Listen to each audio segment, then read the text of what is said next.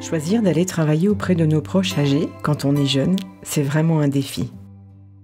À force d'interviews, de rencontres avec les soignants, les thérapeutes ou les médecins et également les aidants parfois qui se convertissent entre guillemets professionnellement, je suis toujours particulièrement étonnée qu'ils le fassent avec autant de cœur et positivement. Dans cet épisode, vous allez donc rapidement comprendre pourquoi, une fois de plus, le témoignage de mon invitée, Roxane, qui vient tout droit du Québec, apporte de l'eau au moulin, comme on dit. Aujourd'hui, nous allons parler avec elle du point de bascule et surtout du soutien à la fois psychologique et pratique pour le proche aidant. Vous allez découvrir un autre métier que je n'avais pas encore abordé jusqu'à maintenant, psycho-éducatrice. Quand les bras qui vous ont si longtemps réconforté se fragilisent, quand vous souhaitez prendre soin avec douceur de ceux qui vous ont donné la vie, vous réalisez que c'est un monde inconnu qui s'ouvre devant vous. La vocation de Sweet Papy Podcast est de rendre ces moments agréables, mémorables, pour maintenir notre équilibre de vie et une relation pleine d'amour avec eux. Alors, avec nos invités, nous parlons de toutes les ressources positives qui existent, des solutions alternatives, des approches actuelles, et nous avons à cœur de vous les transmettre pour vous soutenir et vous aider dès à présent. En cliquant dans le descriptif de l'épisode juste en dessous, rejoignez le cercle de parole Facebook de Sweet Papy Podcast.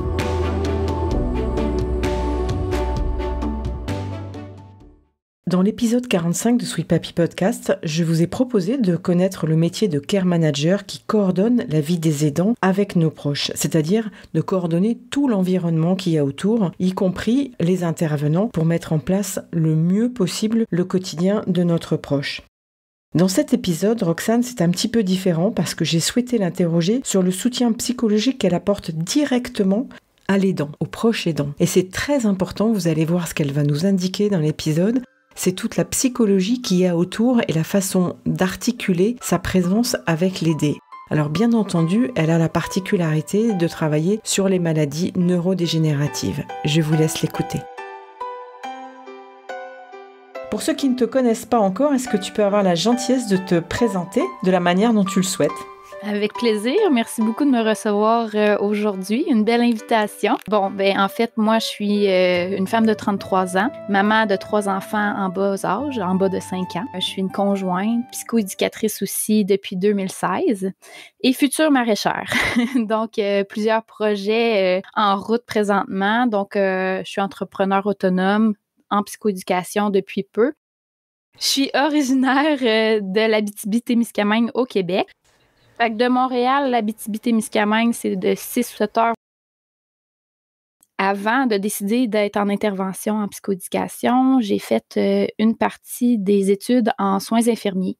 Mais le contexte faisait que ce n'était pas pour moi, c'était trop stressant. Tu sais, on a quand même ils ont quand même une grande charge, puis la vie des gens entre leurs mains. Puis moi, c'était une trop grosse pression pour moi. Donc, j'ai vraiment regardé pour un autre domaine, quand même dans la relation d'aide, mais avec un petit peu moins de responsabilité. Donc, j'ai choisi la psychoéducation. Puis, de là, m'a amenée à travailler avec les personnes âgées qui avaient des pertes d'autonomie, qui vivaient de la solitude dans des organismes communautaires. Ça m'a amenée à faire des stages pour essayer de tenter de voir c'était quel type de clientèle qui m'attirait le plus pour voir, OK, oui, j'aime ça, travailler avec des personnes âgées qui vivent avec des troubles neurocognitifs. Ça m'a amené vers la Société d'Alzheimer du Québec, que j'étais intervenante auprès des proches aidants.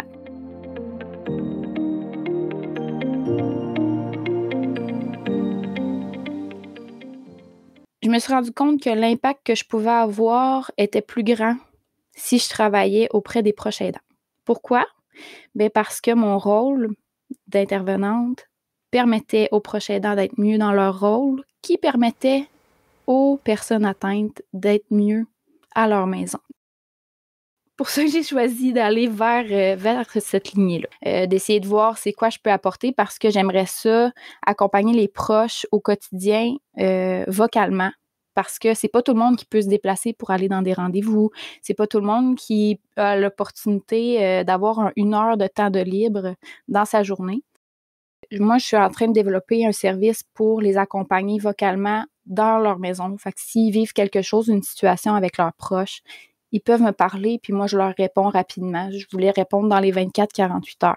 Psychoéducatrice, c'est vraiment d'aller vers les capacités des personnes. Qu'est-ce qu'ils sont encore capables de faire et d'essayer de jouer avec ça pour adapter le quotidien pour que ce soit plus facile, que ce soit plus simple, que ce soit vraiment d'aller chercher les forces de la personne, puis de l'amener à les utiliser pour poursuivre son autonomie, par exemple. Puis, tu sais, on dit dans les troubles neurocognitifs, il y en a de moins en moins. Donc, ces capacités d'adaptation-là, on va aller les chercher chez les proches aidants. C'est les proches aidants qui vont être capables d'adapter le milieu, qui vont être capables d'adapter leur approche à eux pour faciliter la communication, pour faciliter l'observation. D'accord, ça veut dire que ton premier contact, c'est le proche aidant, mais tu vas voir l'environnement qu'il y a à domicile. Ce qui va aller plus différent, c'est vraiment dans le vivre avec, dans l'ici et maintenant.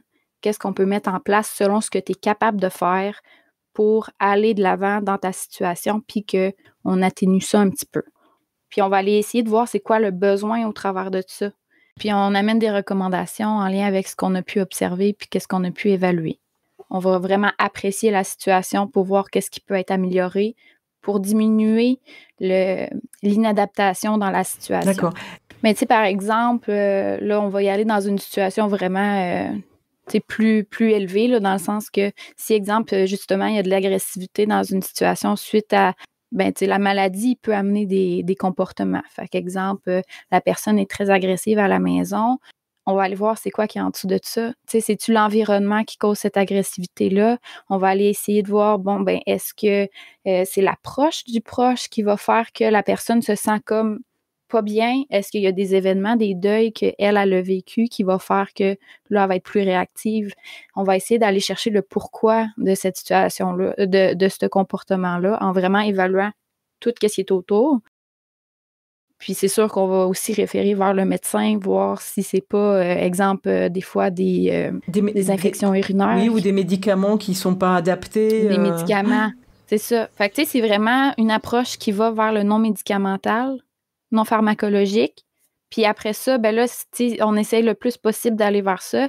Puis si on voit que ça fonctionne pas, c'est sûr qu'on va toujours référer au médecin quand même pour évaluer l'état général de la personne parce que ça peut être un mot physique qui cause des maux de comportement. Là, je te parle en centre d'hébergement, par exemple. S'il y a une personne qui a de la difficulté qui va aller uriner un petit peu partout, ça peut arriver là, quand on se reconnaît plus dans notre milieu. Donc, si elle urine, exemple, à des endroits inadéquats, on va aller observer les choses. C'est-tu parce que elle reconnaît pas son espace, justement? Est-ce que c'est parce qu'elle a besoin d'indications, des flèches ou des lumières qui vont y indiquer c'est où qu'elle est? Parce qu'elle reconnaît peut-être juste pas son environnement, elle est peut-être désorientée au niveau de l'environnement. Fait qu'on va aller essayer de l'aider à compenser, si on veut, dans ses pertes. Moi, je sais pas expliquer, mais moi, j'aime bien dire proche aimant plutôt que proche aidant, là. Et je trouve que c'est plus significatif. Est-ce que tu pourrais nous donner des clés pour faciliter, par exemple, la résolution de conflits émotionnels entre notre proche et l'aidant? Ce qui amène beaucoup d'émotions dans le rôle de proche aimant, c'est qu'il y a énormément de deuils. Des deuils de relations, des deuils de projets, des deuils de rêve, qui est des deuils de communication, tout simplement. Quand on est habitué de pouvoir dire tout ce qu'on veut à une personne, puis que là, on n'a plus cette relation-là. C'était, exemple, notre ami, c'était notre confident. On perd cette relation-là. Fait qu'il y a beaucoup de deuil, autant chez le proche que chez la personne qui est atteinte. Ce qui fait justement des fois des frictions dans les relations où émotionnellement, ça devient difficile. Ce qui peut être fait, c'est sûr que ça va dépendre d'une personne à l'autre parce que chaque personne a besoin de choses différentes. Mais ce qui se ressemble, par exemple, c'est important de s'informer sur la maladie. De comprendre les choses amène à être plus doux envers soi, envers l'autre aussi dans la communication. D'essayer de voir comment on peut modifier son approche aussi pour se respecter dans tout ça. Parce que si on a parlé, je pense, avant de l'enregistrement, de se dire, si je me mets à bout, si je me mets trop de pression puis je m'amène à un épuisement, je pourrais plus m'occuper de mon proche. C'est qui va être là pour lui? Puis moi, je veux rester là pour lui. Fait que comment je peux gérer ça en étant là pour moi, mais là pour l'autre personne. Puis tu sais, ça va être en établissant des limites personnelles parce que ta limite à toi n'est pas la même limite que moi. Peut-être que moi, je serais pas capable d'accompagner mon proche, puis que l'autre personne à côté va être capable. Puis c'est de le respecter aussi, cette limite-là. Dans le sens que, tu sais, quand c'est familial, là, il y a des familles qui, le frère ou la sœur ne s'occupe pas finalement du proche parce qu'elle n'est pas en mesure de le faire. Elles peuvent pas, elles n'y arrivent pas. Elles sont pas en mesure de le faire. Puis c'est des fois émotionnel, justement. Mais d'accepter ça, puis d'y aller plus vers soi. Moi, qu'est-ce que je suis capable de faire, puis qu'est-ce que je peux apporter, puis comment je vois ma relation avec la personne. C'est quoi que je veux lui apporter dans cette relation-là. Tu sais, si on est rendu qu'on est tellement fatigué qu'on crie, on parle de maltraitance des fois involontaire, on est plus rough, on est moins patient. Ben, c'est-tu vraiment ça que moi, je veux apporter à mon proche? C'est quoi je veux lui apporter? C'est quoi la relation que je veux avoir? Je veux avoir des activités, des moments de bonheur. Comment je veux profiter de ce moment-là pour être bien, moi aussi, avec la personne? Le problème, c'est la prise de conscience et l'émotionnel qui est tellement fort pendant toute une période qu'on a du mal à voir la barrière de se dire il faut qu'on se mette un petit peu à l'écart. Et qu'on réfléchisse et qu'on prenne un peu de hauteur par rapport à la situation. Et quand en plus on en rajoute une couche, nous en arrivant en disant il faut que vous soyez positif, il faut que vous ayez une action plus calme, plus souple, etc. C'est très difficile au départ à intégrer que oui, en faisant ça, on va à la fois nous faire du bien et en même temps faire du bien à notre proche parce que dès qu'il sentira qu'on est mieux, il aura le reflet et ça sera exactement le reflet de ce qu'on ressent et vice-versa. Et je comprends quelque part ton intégration de psycho-éducatrice parce que finalement, c'est une sorte de lien entre les deux où tu viens avec ton expertise dire éloignez-vous un peu le proche aidant, éloignez-vous un peu l'aider, on fait le point et on regarde ce qui peut vous permettre de vous rassembler. Est-ce que je comprends bien ça? Oui, oui. De vraiment faciliter le quotidien en mettant des choses en place, des fois d'un bord et l'autre. Mais tu sais, comme je te dis, des fois, avec la maladie, ben ça va être un peu plus difficile de travailler avec la personne atteinte. Et je pense que dans ton métier, c'est vraiment quelque chose de sensible et ça, j'apprécie ça, c'est de dire, ok, je suis là, je viens et je vais vous mettre un petit filtre entre les deux et je vais vous aider, un filtre positif quelque part parce que je suis là pour venir vous aider. C'est trop beau ce que tu as dit. Ouais, je vais pas... Respire, respire.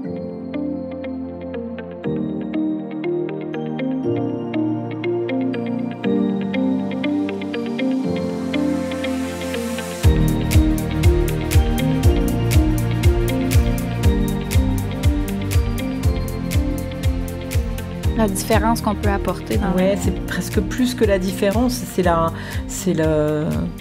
le lien social, le lien, essayer de faire retrouver des liens et j'ai une phrase que j'ai trouvée il n'y a pas très longtemps, que j'ai trouvée très, très belle, c'est qu'il faut faire attention à l'effet domino qui pourrait nous surprendre. C'est-à-dire qu'au fur et à mesure, c'est cette sorte d'escalade qu'on a dans la difficulté avec notre aidé quand il y a cette maladie-là, quand il y a Alzheimer ou d'autres maladies neurodégénératives. Mm-hmm. Ouais, l'effet que, dans le fond, plus ça évolue, plus ça devient difficile. Ben oui, parce que tu dis que tu interviens de ton côté, mais ça évolue quand même assez vite, mine de rien, à chaque fois. Et donc, il faut être prête à chaque fois pour dire, attention, là, on est déjà dans une nouvelle situation parce que, par exemple, c'est nouveau qu'il fasse pipi partout. Tu vois, ça va vite des fois avec... C'était hier, il était capable tout seul, puis là, il l'est plus aujourd'hui. Quasiment tous les jours, il arrive quelque chose. Il y a des nouveautés. Oui. Donc ça veut dire que l'aidant, il est sans arrêt en saccadé. Il a réussi à prendre telle décision, à faire telle chose, et puis il y a quelque chose de nouveau qui arrive. Qui se rajoute. Oui. Ben ça, c'est comme typique de la maladie aussi. Il y a probablement d'autres maladies que c'est comme ça. Mais vu que c'est dégénératif, c'est que l'adaptation est continuelle. Il faut toujours s'adapter aux nouvelles pertes. Toujours, tu sais, quand on parlait de deuil blanc, justement, toutes les pertes, ils vont arriver d'un à l'autre, puis on ne sait jamais c'est quel qui va arriver. Fait que, tu sais, oui, je peux dire aux proches, OK, là, je vais vous informer sur tout ce qui va arriver. Mais c'est pas nécessairement ce qui va se passer. Parce que d'une personne à l'autre, ce sera jamais pareil. Fait que, tu sais, les groupes d'entraide, c'est vraiment intéressant pour les proches parce qu'ils peuvent avoir certaines idées de ce qui peut se passer, mais ça peut faire peur aussi parce que ça amène des événements qui se passent, qui sont un peu plus grands que ce qu'on voyait dans notre tête, puis on n'est pas prêt à être là. Comment qu'on peut les amener à justement les accompagner du jour au jour, de dire, bon, ben OK, comme tu disais, ben là, il se passe telle chose, qu'est-ce qu'on peut mettre en place? Comment tu vis ça? Tu sais, de vivre l'émotion, de ne pas l'accumuler non plus, puis à un moment donné, puis être capable de vivre ce qui se vit en dedans, tu sais. Ça veut dire que ton approche client que tu vas avoir, hein, que tu vas mettre en place, elle est de quoi? Elle est d'une intervention à chaque fois qu'il y a besoin ou qu'est-ce que tu en penses? Mais moi, j'aimerais ça au besoin. Quand que le proche ressent le besoin de verbaliser ce qui se passe, tu sais, de ne pas avoir à appeler puis d'attendre, tu sais, je vis ça, puis là, qu'est-ce que je fais pour passer au travers puis d'aller vers l'autre étape? C'est quoi que je peux avoir comme outil pour mieux fonctionner, là? Parce que je sais qu'il y a d'autres choses qui s'en viennent. Donc, de l'accompagner vraiment selon la situation qui se passe, puis de l'accompagner dans les essais-erreurs, parce que on essaie quelque chose chez une personne, dans une situation, ce ne sera pas nécessairement les mêmes réactions qu'on va avoir dans une autre maison, tu sais. Fait que, exemple, tu sais, je sais que j'avais entendu un de tes podcasts qui parlait des livres musicaux. Mais ça peut marcher chez certaines personnes pour les apaiser. Si, exemple, il y a de l'agressivité ou tout, ça peut faire un accompagnement, mais ça n'ira pas nécessairement marcher chez d'autres personnes. Donc, c'est vraiment d'avoir une ressource qui va aider à faire des essais-erreurs, puis d'observer la situation parce qu'ils sont dedans. Fait que comme tu disais, un petit recul, là, une petite personne de recul qui va juste dire, bon, ben regarde, ça ne fonctionne pas. On va aller voir autre chose. Oui, voilà, c'est ça, parce que parfois les dons, il est incapable de reculer et de prendre, je recule du coup pendant l'interview, mais et justement de pouvoir dire, ok, de ce que je disais tout à l'heure, de prendre de la hauteur ou de reculer pour voir la situation au global, parce que parfois, il y a tellement de choses que parce on donne des solutions. Mais la situation change tellement vite parfois que c'est pas forcément la solution qu'il faut. Donc, mais le fait qu'il y ait effectivement une psychoéducatrice ou un psychoéducateur, hein, puisque je pense qu'il y a des hommes aussi qui le font, et c'est aussi important peut-être de le savoir. Pour se dire, ok, je sais que j'ai un appui quelque part, un appui supplémentaire. J'ai le médecin, éventuellement j'ai les infirmières qui passent, ou les auxiliaires de vie, chez nous ça s'appelle auxiliaire de vie, qui passent pour la toilette ou les choses comme ça. Mais finalement, ces personnes-là ne posent pas automatiquement la question au proche aidant qui s'occupe de son aidé, comment allez-vous quelque part? Comment allez-vous? Est-ce qu'aujourd'hui je peux vous aider? Est-ce qu'il y a quelque chose? Pour moi, ça n'existe pas. Je n'ai jamais entendu parler. Ils posent tous la question, mais tout le monde repart une fois qu'il a terminé son intervention. Oui, c'est ça. C'est comme, il n'y a pas nécessairement le suivi qui serait nécessaire.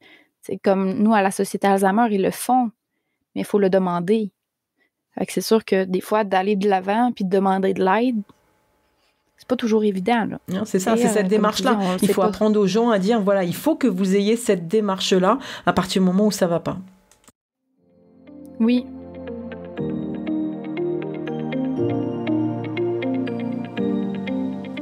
Voilà, c'est là où je voulais t'amener. Tu vois, mais c'est ça que je comprends dans ce que tu me dis que tu mets en place, ou ce que est normalement ce métier-là, en fait. C'est justement cette possibilité pour le proche aidant de dire help. Je sais que j'ai quelqu'un qui peut, en fonction de la situation, me répondre assez rapidement. Alors, est-ce que c'est ça que tu mettras en place? Je ne sais pas, mais pour moi, c'est ça. C'est un soutien psychologique, en fait. C'est un soutien psychologique. Entre autres, qui va amener vraiment vers des recommandations pour améliorer l'autonomie. On ne peut pas dire nécessairement l'autonomie, mais qui va améliorer au quotidien ce qui était dérangeant.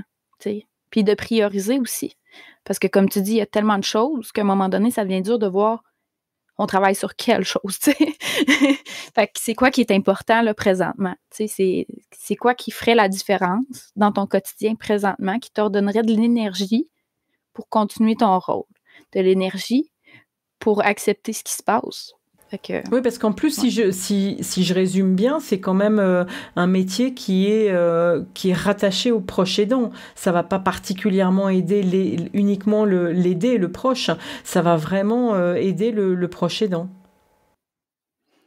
Ben, tu sais, dans le fond, ça, c'est mon avenue. Tu sais, c'est moi qui ai décidé que c'était comme ça que je voyais les choses. Tu sais, un autre psychoéducateur va peut-être te dire que lui, il aime mieux travailler avec la personne qui est atteinte, puis qui va vraiment aller de l'avant. Mais c'est sûr qu'elle va avoir à travailler avec le proche aidant aussi.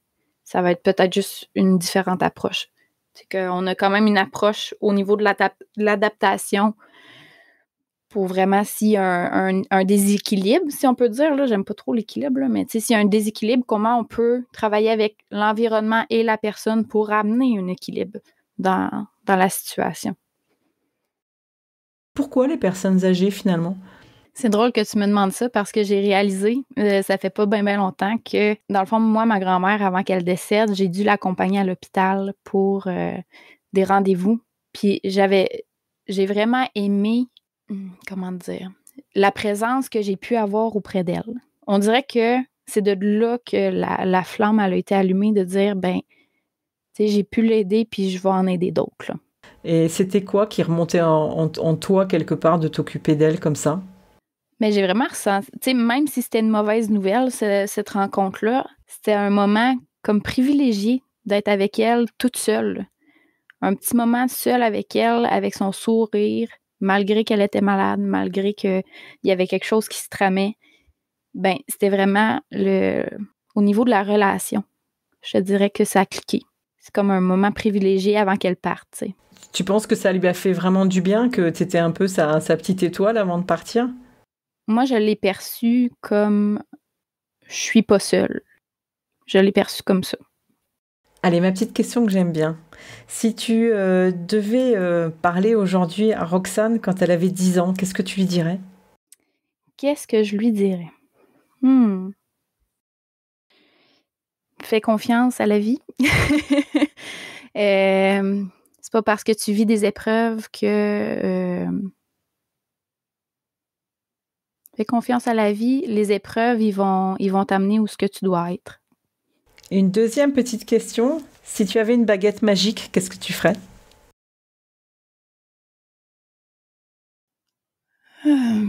Beaucoup de choses. Le monde, il serait plus doux. Les gens seraient plus doux envers eux-mêmes. Les gens s'écouteraient plus. Ils accepteraient plus leurs limites. Puis la limite des autres au quotidien.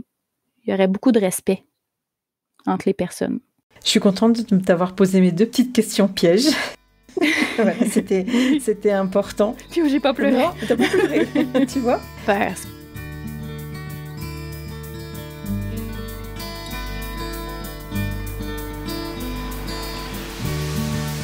dans Sweet Papy Podcast, je suis toujours partie du principe que ce n'est pas parce que l'aidant semblait isolé ou submergé par les difficultés qu'il devait le rester. Par tous les moyens, le but, la mission de Sweet Papy Podcast, c'est justement d'aller chercher des solutions qui existent ou qui sont à créer. Et nous sommes donc là pour partager des ressources ensemble. Donc n'hésitez pas, si vous avez des exemples également en tant qu'aidant différents de ce que j'ai pu vous proposer jusqu'à maintenant, venez vers nous et proposez-nous d'autres solutions. Ça aidera tout le monde.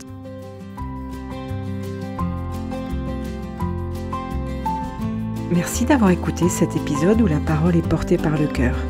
Au-delà du podcast pour les personnes qui ressentent le besoin d'être accompagnées dans ce moment complexe, nous vous proposons très bientôt des solutions concrètes et de participer à des ateliers optimistes et inspirants spécialement conçus pour vous. Ça sera l'occasion de poser toutes les questions qui vous trottent dans la tête. Alors pour vous inscrire et suivre toute notre actualité, il vous suffit de nous envoyer un mail à sweetpapypodcast@gmail.com.